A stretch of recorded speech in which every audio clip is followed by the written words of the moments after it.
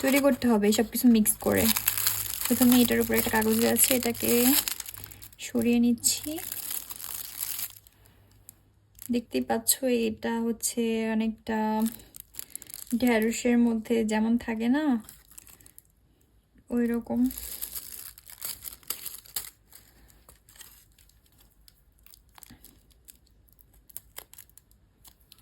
তো এবার আমরা দিয়ে দিলাম তারে, তারপরে হচ্ছে এবার দিব কারাশি। এই নাত তো আমি যখন প্রথম প্রথম জাপানে এসেছিলাম তখন একদমই খেতে পারতাম না। প্রথমবার যেদিন মুখে দিয়েছিলাম একদম ফেলে দিয়েছিলাম মুখ থেকে, বাট এখন খেতে খেতে আমি অভ্যস্ত হয়ে গেছি আর আমার এখন ভালো লাগে খেতে।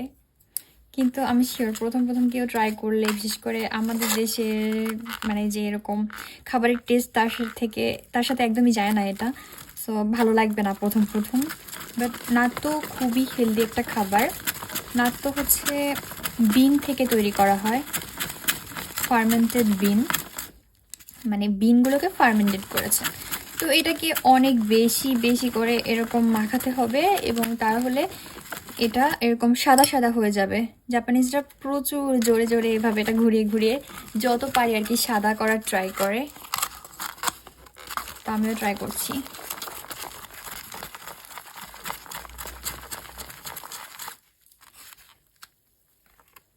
অনেকটাই হয়ে গিয়েছে, তো হয়ে গেছে, আর করব না। এবার এটাকে ভাতের উপর দিয়ে দিব।